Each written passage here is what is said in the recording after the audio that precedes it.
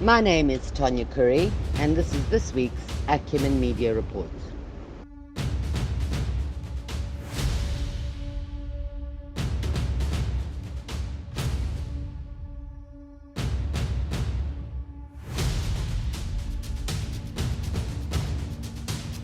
It's entitled, "The War is Here, Naledi." Good news or bad news? Good news? COVID is over, well, for the most part. Bad news? World War III is trending. Worse news? Naledi Pandor sent an ultimatum to Putin. To be fair, the comedy gold from Twitter was amazing, with tweeters asking which South Africa exactly was threatening Putin, because here we love Russians and chips. Yes, friends, it's that time again. Let's scratch the surface with Acumen Media. In South Africa, we are not allowed to point fingers at any country. We are in a state of war ourselves. There is more sabotage, fires, and dodgy chess moves on SA's checkerboard than we can ever resolve. And now Pandor appears to believe that she has an impact on Putin. Let me tell you about Putin. Naledi. Putin always gets what he wants. Always. Step aside and take a look at your own looted country, where there is a small chance that you will make an impact. Please. We are so ill-equipped to take care of our insurrections, and now you threaten the most powerful man in the world. Sit down and stop your mouth moving. The war is here, Naledi.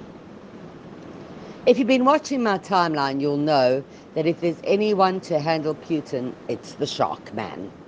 I travelled to scenes no documentary has ever shown, with all the sharks you could possibly name, except one that ends in white.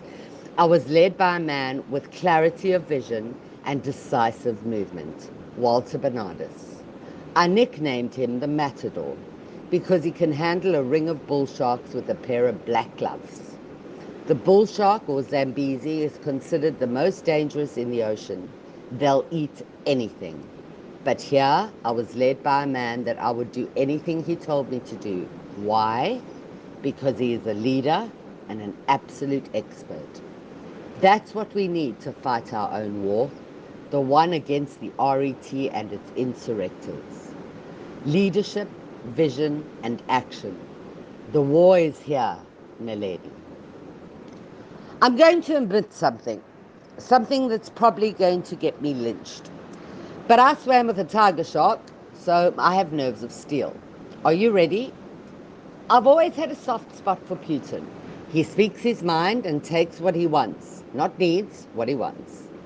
I became a bit obsessed with him a few years back as I watched a barrel of videos of this man tearing through corruption and putting his country at the forefront of the world. Today I don't admire him, but I do know that what Putin wants, Putin gets. The headlines broke like a snap of an elastic band too far stretched. Ukraine under attack. Biden gave some waffle of how he didn't approve but took no action. Boris said there should form a committee to decide next steps. He's been watching Ramaphosa's tricks. And while this was going on, Putin took Chernobyl, a landmark and a huge milestone. Ukrainians fled, and very, very brave Russian civilians took to the streets in their thousands to call for a ceasefire. I admire those people more than even my own courageous South Africans who said we will not be claimed. What happened here? How did we get to this point? I'm not going to profess to be an expert on international warmongering, because I'm not. I'm rather going to draw the analogy for you. Putin's first strike was not at people, it was at infrastructure. Does that sound familiar? He then hit the key landmarks. Yeah, now you're getting the idea. NATO watched and waffled a bit, like our presidency during the July War. The world was outraged. Yeah, it sounds a bit like us, right? Putin wants his land back. What is this need to cast our world back into the past to get property?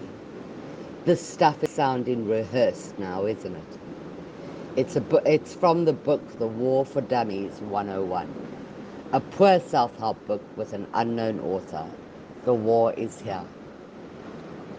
I watched the timelines flood with the hashtag World War III. Are you kidding, guys? It's more like World War 37. Don't you watch the news? We stopped naming them in the 40s. Hi, millennials. Just ask a Gen Xer, okay? Let's bring this report home for real. For those of you that missed the analogy, here's local news. It's not great, I'm afraid, and to be fair, I'd rather swim with a circle of bull sharks than tell you these pitiful stories, but it's my job, and that's why you're reading, listening, or watching. Ricky Rick passed away. But if you never saw me again, if you never hear from me again, I want you to remember that you have to take care of the people that are close to you. Make sure they're safe. And finally, we gave credit to male depression. Big Zulu brought us all to tears as that giant of a man was reduced to sobbing. Men are human. Why do we expect them not to feel? We have so much work to do in our country, and sadly, male emotions are the very last on the list. Male depression is real. The war is here, Naledi. One of the top stories must be Gorongwane's budget speech, which received mixed reviews. To be fair, what on earth has the man got to work with? Thin air? I hope he plays the lotto and not this corrupt one in South Africa. I'm talking about the big lotto, the one called nuclear power. No, we've moved on from Russia. Keep up, guys. And then David Makura gave his soap-up State of the Province address. Yawn. A cash-in-transit house saw robbers kill a cop, and the attackers took shots at the police helicopter. A bit like Ukraine last night, right? Maybe I'm overstretching, but you get the point. The war is here, Naledi. In other insurrection news, the ANC Durban office was vandalised. Eskom suffered huge sabotage. Nothing to see here, folks, just our power supply. Eskom also handed out a price hike. We don't even make a noise about this stuff anymore. Even when Cele admitted he was shut out of media briefings during the coup d'etat, we didn't blink an eye. Ace Magashule was interviewed as a celebrity this week as news media lapped up his dogma. He had the audacity to say he's a religious man and he prays for the poor every single day. Get out of my car right now. Get out. Talking about cars, 9 cars were torched at DUT. Still these little fires everywhere. The blue train has been put on stilts because of high risks of attacks, and there is typhoid in the Western Cape. Yes, Naledi, the war is here. I'm not done, guys, there's more. The SANDF chief didn't bother showing up at the hearing for the so-named July unrest. You see, it's not mandatory for insurrectors. We also learnt more about that old warmonger Arthur Fraser and his covert spying bill. This man has too much influence and far too much leeway. Is that sounding familiar? Malema and AfriForum butted heads in court for Malema singing Kill the Bird.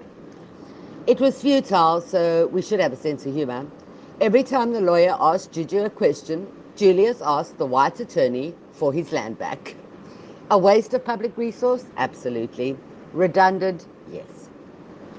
A man was killed in the Clover protests. The war is here, Naledi. A toddler was abandoned in the middle of a busy town. Here's your war, Naledi. A man was stoned to death for abusing a 6-year-old. Where's your mettle now, Naledi? Operation Dudula and other linked operations raided our African cousins. Yes, Naledi, your war is here. And good news though, we're fixing potholes. Can you tell that the DA is in charge in Josie? They're filling up holes with sand and turning off electricity in prisons. Oh well, it would be nice if they addressed the crime statistics that are up across all violent crime in the country. It would also be nice if they assisted with the abysmal state of our education facilities or even fed the hungry. But we'll take your potholes though, and we'll deal with our own war. Tom Cruise swung by Hoedspruit in his helicopter He said he tried to save SA, but it was mission impossible. We hear you, Tom. You're not the right guy for the job. We've got bad acting in excess here. Across waters and even here in SA, Ye, the artist formerly known as Kanye, is charging $200 to listen to Donda 2. Actually, I think I might have found the megalomaniac to take on Putin. The Super Bowl was my best story of the week. The Gen X generation tore down the house with a lineup of legends. Hold up, yeah? Are you ready for the next episode? I'm Tanya Curry, and you've just scratched the surface with Acumen Media.